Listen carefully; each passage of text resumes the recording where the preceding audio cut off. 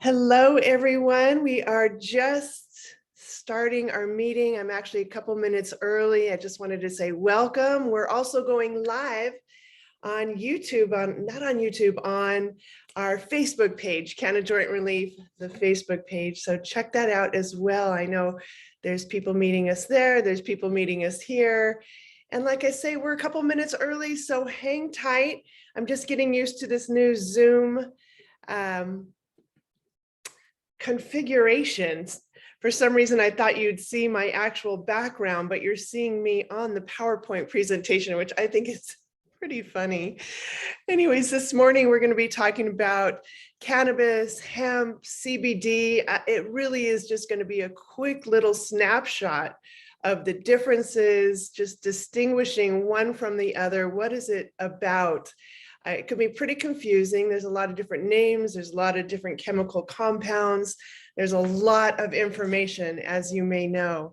So I'm going to just simplify it, break it down a little bit, and see, what we could do about clarifying some stuff. My name is Julie Dennis Fox, and I am the founder and formulator of Canna Joint Relief.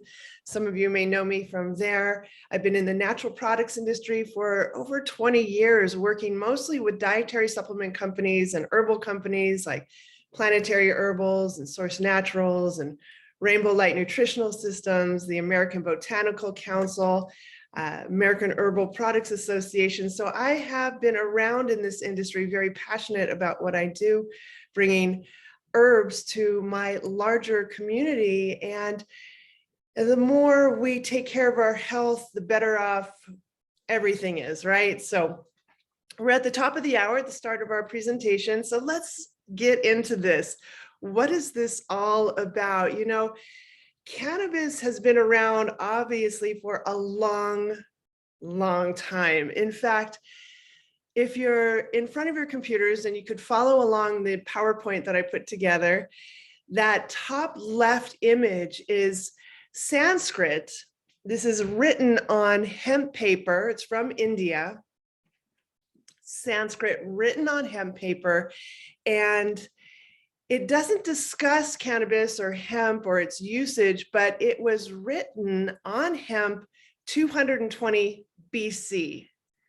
So hemp has been used a long time for its fiber, for its fuel, for its food. And then we look below that Sanskrit and you see the Ebers Papyrus. Now, the Ebers Papyrus actually does talk about the usage of cannabis for humans, and it does touch upon its usage as an anti-inflammatory. I'm not suggesting that we use it for that. I'm not a practitioner, so I don't treat or cure or mitigate disease here, just relaying this information. But I find it fascinating that this document written in 1500 BC is talking about the usage of cannabis by humans. So like I say, it's been around a long time. The Chinese pinyin, the glyph that you see on the bottom right of this slide, that's Dama. It's the Chinese word, and the glyph, the image for hemp, which has also been used in Chinese traditional herbalism for hundreds and hundreds of years. And then not only in these ancient traditions was hemp and cannabis used for these hundreds, if not thousands of years, we also here in the United States have used cannabis. This image on the top right, that's from a pharmacist in the early 1900s, before cannabis was deemed illegal and the evil weed. This is from the early 1900s here in the United States, Cannabis Americana, like it says, physiologically tested, likely used as a soporific, as a calmative, perhaps something that was administered to help the person sleep or calm down. So as we see here, cannabis, hemp, it's been used a long, long time. Let's move on to the next slide. And then this happened. And then it was deemed the evil weed.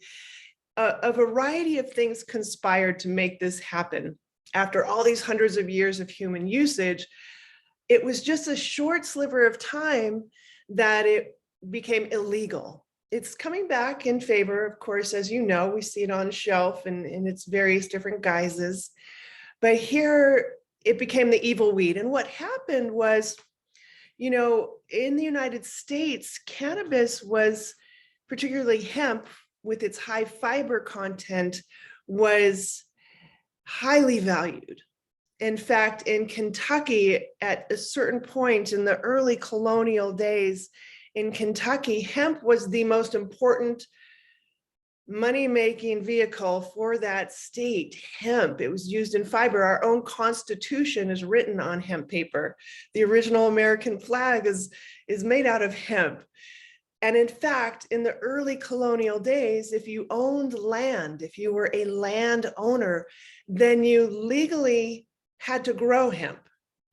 So what happened was that at a certain point, synthetic fiber came out and about. It was cheaper to produce synthetic fiber than it was to produce hemp and to grow crops and all of that farming entails. And also tobacco became more of a profitable crop for the farms in Kentucky to grow. So a whole variety of things happened to make it eventually this evil weed. But like I say, it's been around. This was just a short period of time that it was deemed illegal. And here we see it, in, like I say, in all of its different guises. In fact, those hemp hearts you see up at the top left of the field, those hemp hearts from Manitoba Harvest in the early 90s, they're a Canadian company. And in the early 90s, they threw a lot of resources into allowing access to hemp seeds here in the United States.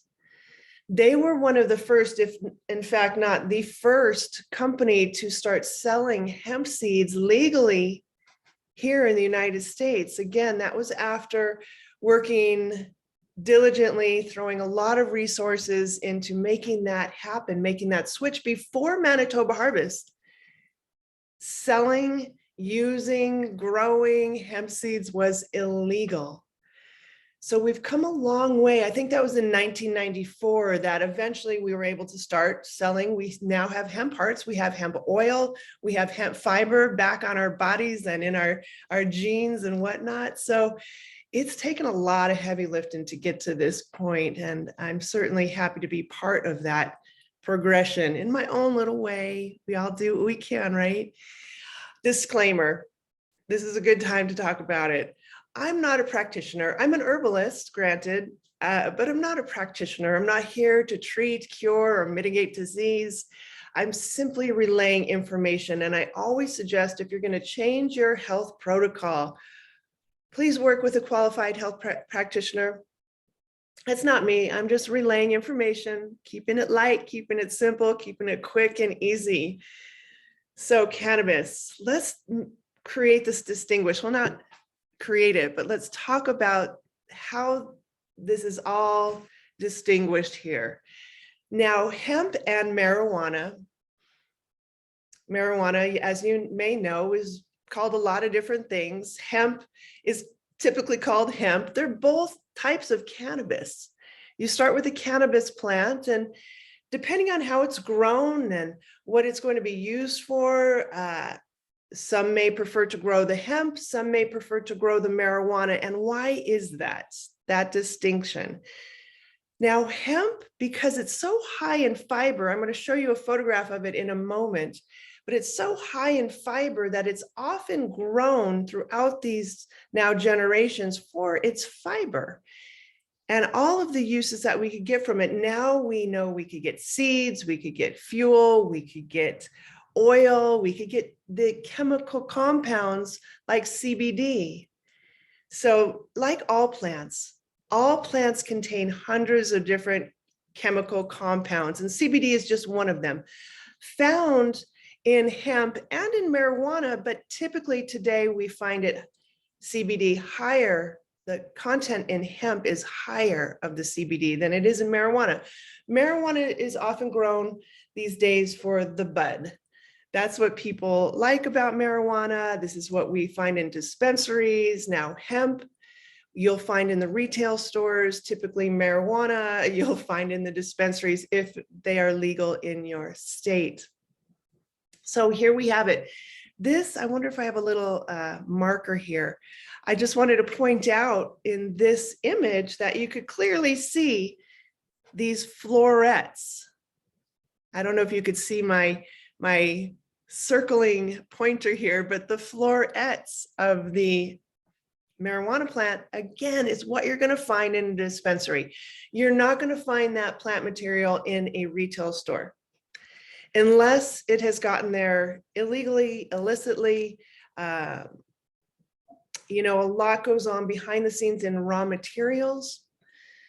So you really got to know your stuff. You really have to know the laws. You have to know what the laws are in each state, what the laws are federally, what the laws are internationally. We just today got our first international customers. So you really have to know the laws before you jump into this industry. This is a couple photographs of the hemp plant. Beautiful. It almost looks like bamboo, although it does have that typical cannabis leaf that we know, that motif that we're so familiar with these days. Very high in fiber, very high in the CBD as well. Very different looking. Now, just a couple little notes here on THC and CBD and where they are found in each of those plants, cannabis, marijuana, hemp. To have a product on the retail shelves in a natural product store or in a mass market store, even as it's appearing today, to have a CBD product on shelf in a retail store, you legally must have 0.3% or less of THC. Now, THC, as some may know, is that chemical compound that actually gives people that high feeling. So if that CBD product is found on a retail shelf, it legally must contain a minute amount at most of THC.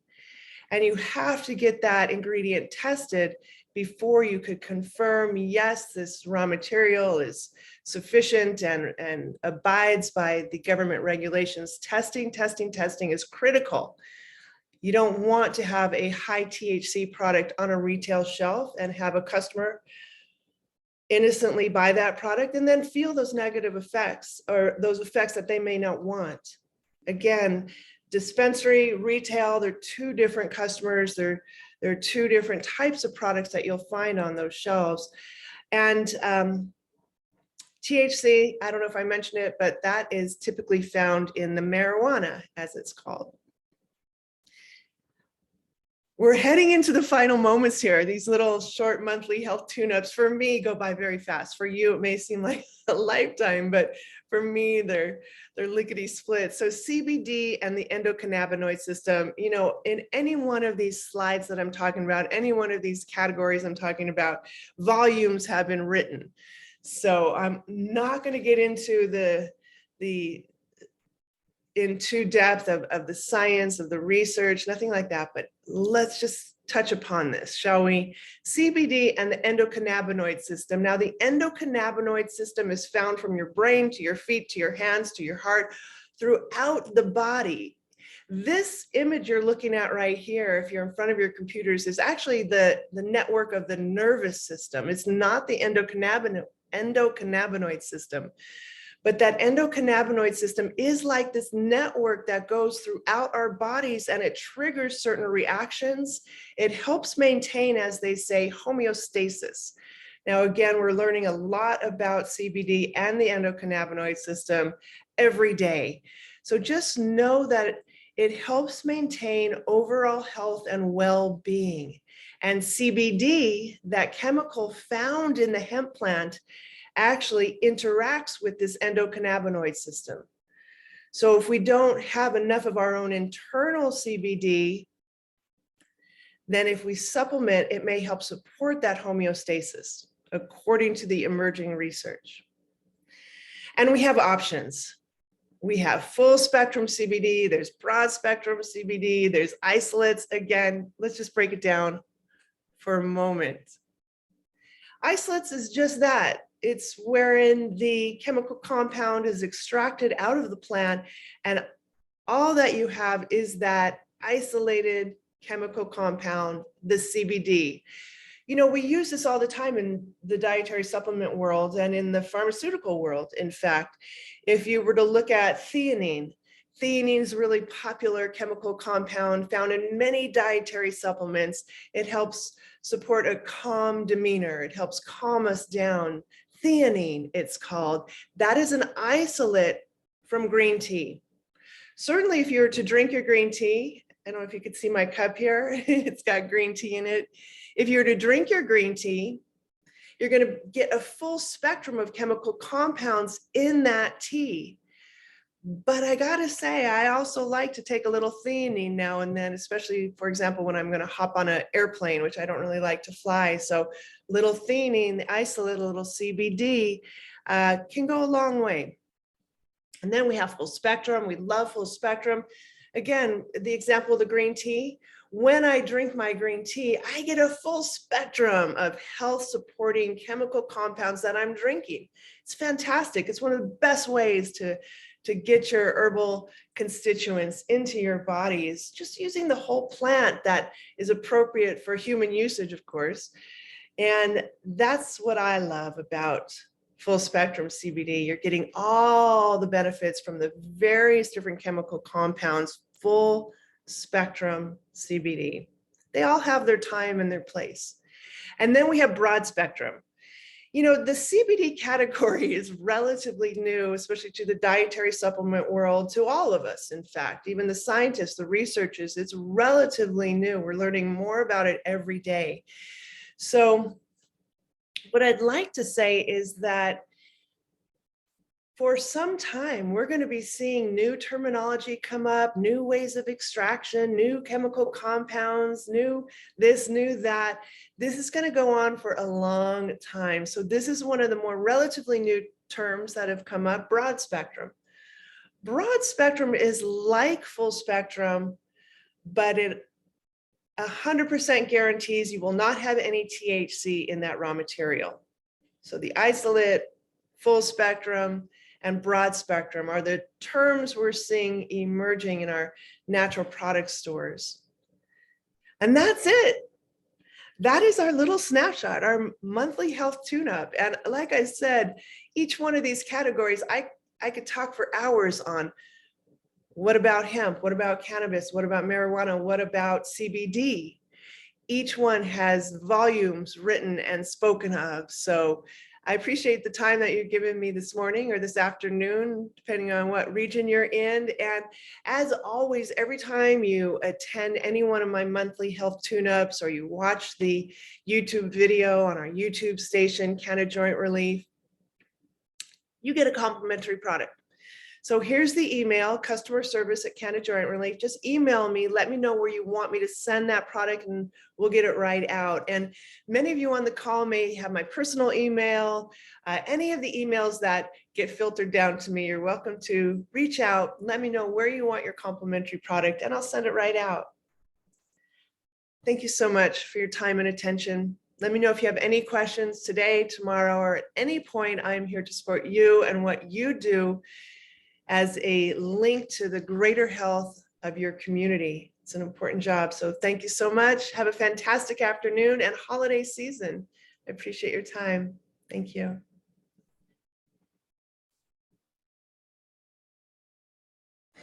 Thank you. Have a great day, Julie.